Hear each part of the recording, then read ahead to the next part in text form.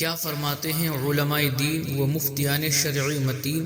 اس مسئلے کے بارے میں کہ امام سجدے میں ہو اور کوئی پیچھے سے جماعت میں شرکت کے لیے آئے تو کیا کرنا چاہیے؟ سجدے میں شامل ہونا چاہیے یا کھڑے ہونے کا انتظار کرنا چاہیے؟ بعض لوگ امام کے کھڑے ہونے کا انتظار کرتے ہیں، تو اس میں درست طریقہ کون سا ہے؟ ارشاد فرمائیں۔ بسم اللہ الرحمن الرحیم۔ الجواب بعون الملک الوہاب، اللہم ہدایت الحق والصواب۔ امام سجدے میں ہو تو بعد میں جماعت کے ساتھ شامل ہونے والوں کے لیے مستحب یہ ہے کہ امام کے کھڑے ہونے کا انتظار نہ کریں، بلکہ امام کے ساتھ سجدے میں شامل ہو جائیں۔ اس صورت میں سجدے میں شرکت کرنے پر اگرچہ ثواب ملے گا، لیکن یہ رکعت شمار نہیں کی جائے گی،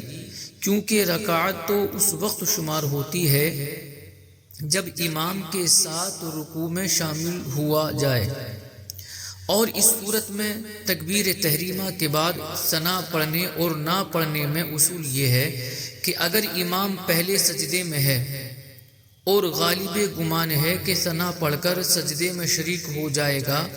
تو تکبیر تحریمہ کہنے کے بعد ثنا پڑھ کر سجدے میں شامل ہونا بہتر ہے۔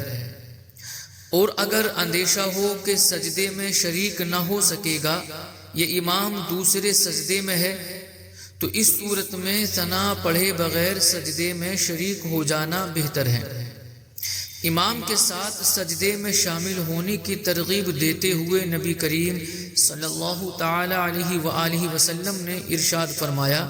کہ جب تم نماز کے لیے آؤ اور ہمیں سجدے کی حالت میں پاؤ تو سجدے میں چلے جاؤ، لیکن اس کو کچھ بھی شمار نہ کرو۔ مذکورہ حدیث مبارکہ کی شرح میں علامہ بدر الدین عینی رحمۃ اللہ تعالی علیہ ارشاد فرماتے ہیں کہ اس سجدے کو شمار نہ کرو، اس کا مطلب یہ ہے کہ اس کو رکعت پا لینا گمان نہ کیا جائے، بلکہ دوسری حدیث مبارکہ میں یہاں تک ارشاد فرمایا کہ امام نماز کی جس بھی حالت میں ہو اسی حالت میں جماعت میں شامل ہو جانا چاہیے، جیسا کہ ترمذی شریف کی حدیث مبارکہ میں ہے کہ نبی کریم صلی اللہ علیہ وسلم نے ارشاد فرمایا کہ جب تم میں سے کوئی نماز کے لیے آئے اور امام جس حالت میں ہو تو وہ شخص بھی وہی کرے جو امام کر رہا ہے۔ امام ترمذی اس حدیث پاک کو ذکر کرنے کے بعد ارشاد فرماتے ہیں کہ اہل علم کا عمل اسی پر ہے، اور علماء یہ کہتے ہیں کہ اگر کوئی شخص اس حال میں آئے کہ امام سجدے میں ہو تو اسے چاہیے کہ یہ بھی سجدے میں شریک ہو جائے، البتہ جب امام کے ساتھ رکوع میں شرکت نہ ہو سکی تو یہ رکعت اسے کافی نہیں ہوگی، یعنی شمار نہیں کی جائے گی۔ اس مفہوم کی مثل دوسری حدیث مبارکہ کے تحت شرح صحیح بخاری فتح الباری عمدۃ القاری میں ہے کہ اس حدیث پاک میں اس بات کا ثبوت ہے کہ امام کو جس حالت میں پائے اس حالت میں شریک ہو جائے، یہ مستحب ہے۔ امام سجدے میں ہو